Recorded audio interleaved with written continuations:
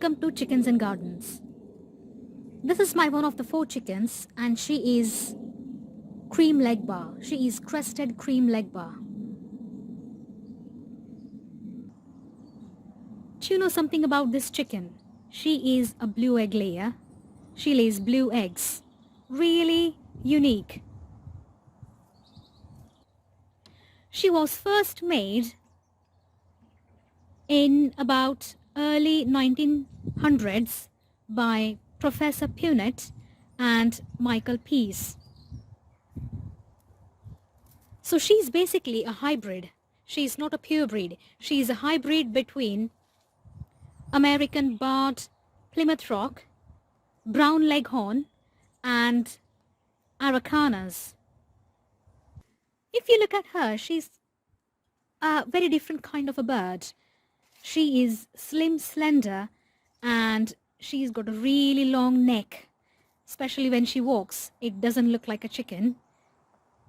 Her neck is extra long, longer than the rest of the chickens I've got.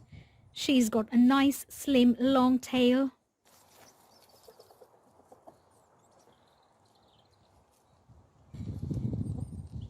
Unfortunately, she's not one of our cold hardiest chickens, but she has done really well this first winter. She lays about 180 to about 230 eggs per year.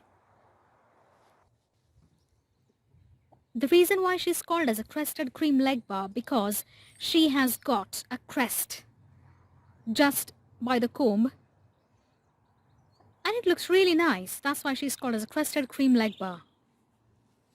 Thanks to Professor Punnett and Michael Pease who made this chicken with blue or sometimes olive eggs. Few months ago we had a really sad demise of our crested cream leg bar, which was our first chicken. On one of the days, I just noticed that our crested cream leg bar is limping, and I didn't take it that seriously because I thought, oh, she'll probably get better. But a week later, her limping was getting worse.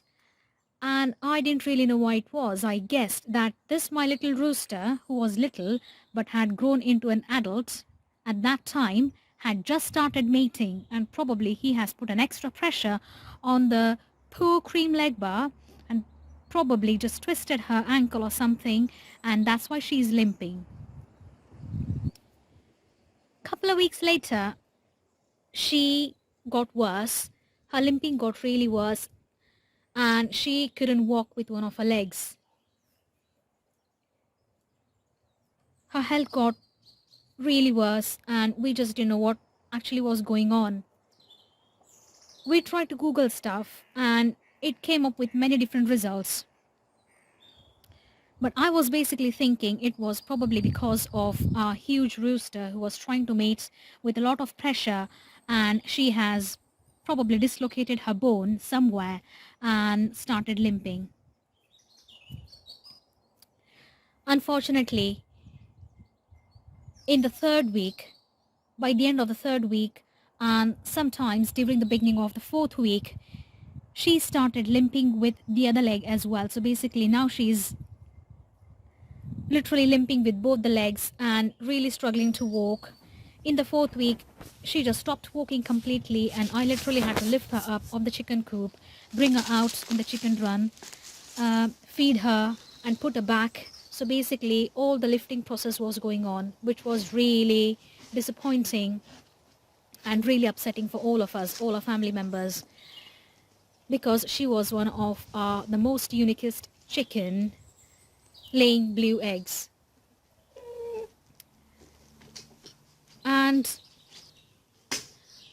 as some of the websites said, I did give her some massaging to both the legs, thinking that the bones have dislocated, so probably the massaging could make her better. I gave her warm bath, dried her with my hairdryer. So I used to give her warm bath for about 3 days, dried with my hairdryer. Unfortunately, it was during the extreme cold winters in November. So I had to make sure that I completely dried her with my hair dryer before I put her back in her nice cozy chicken coop. Unfortunately, that did not work. Fortunately, she was eating and drinking quite well, which was great, and she was passing stools quite well as well. So eating, drinking and passing stools was not the concern at all. But then I was thinking what might have gone wrong so that the chicken started limping with both her legs, and she is eventually now stopped completely walking as well. 3 days before the saddest day, we finally found out that it wasn't because of the rooster mating her and his pressure, but unfortunately she was caught by something called as Marek's disease, which very few breeds suffer from. And we also found out that there is no cure for that disease. So basically, our poor Dusky, she was called as, was going to die someday. And that was hugely depressing for our family. The next day after we found out that this disease could not be cured up, we found her lying in her little nesting box in a very pathetic way, and it was a very sad look. We couldn't see her with our eyes. She was still alive, but struggling, really struggling. As said on some of the websites, after Googling, I gave her a quarter of paracetamol mixed with water, which did not work, but she was still okay. She was still eating, but ate a lot less than the previous days. And she was just falling asleep all the time on that day, and her health was just getting worse and worse. Unfortunately, the third day, which was 28th of November, it was a big day for us because we had a wedding anniversary on that day, so we thought of celebrating it. But unfortunately, when I woke up in the morning, her health had deteriorated.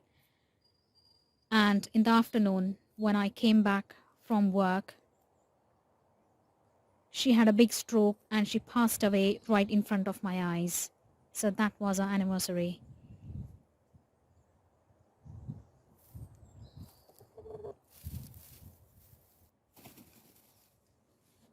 Our poor Dusky had left this world, and we were in tears. We couldn't celebrate that day at all in any way. We will always remember Dusky,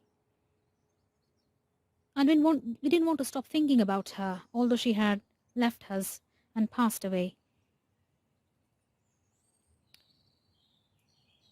So, a month later,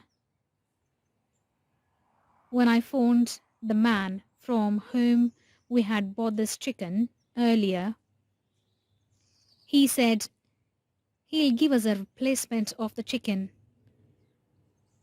And in the first week of this new year, January 2023, we received the same breed from the man, the cream Legba, and we named her Daisy this time.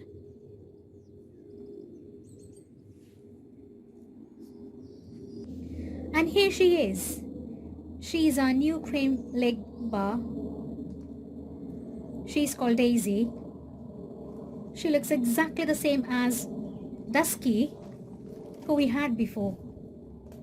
It's really nice to have her because it makes us feel as if she never left us, as if she's still here among us.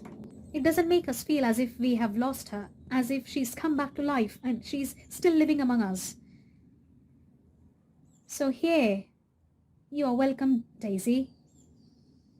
We all love you loads.